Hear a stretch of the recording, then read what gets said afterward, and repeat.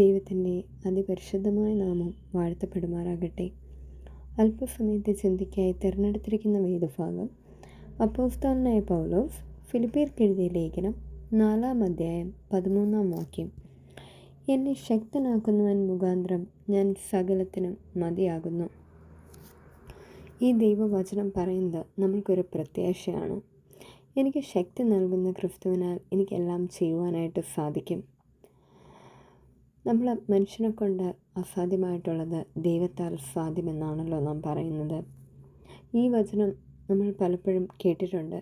പരീക്ഷയ്ക്ക് പോകുമ്പോൾ നമ്മൾ പറയാറുണ്ട്, ബുദ്ധിമുട്ടുകൾ വന്നാൽ നമ്മൾ ഓർക്കാറുണ്ട്.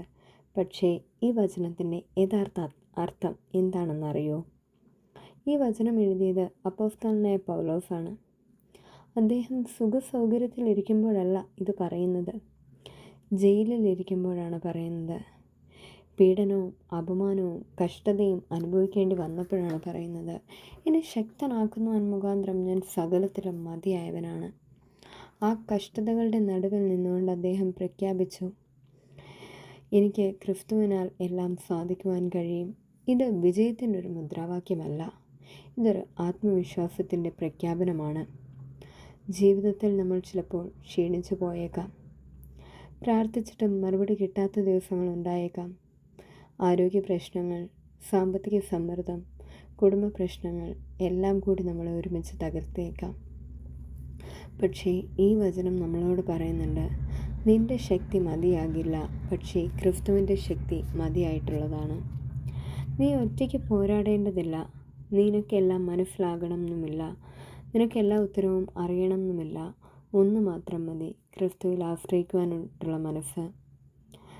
എനിക്ക് കഴിയില്ല എന്നിന്ന് നിനക്ക് തോന്നുന്നുണ്ടോ? അപ്പോൾ ഈ വചനം നമ്മുടെ ഹൃദയത്തിൽ ആവർത്തിക്കുക. പരീക്ഷയിലായാലും ജോലിയിലായാലും രോഗത്തിലായാലും ആരും കാണാതെ കണ്ണുനീർ ഒഴുക്കിയ രാത്രികളിലായാലും നമുക്ക് പറയുവാനായിട്ട് സാധിക്കണം, എനിക്ക് ശക്തി നൽകുന്ന ക്രിസ്തുവിനാൽ എനിക്കെല്ലാം ചെയ്യുവാനായിട്ട് സാധിക്കും. ദൈവം നമ്മുടെ കൂടെയുണ്ട്. അവനാണ് നമ്മുടെ ശക്തി.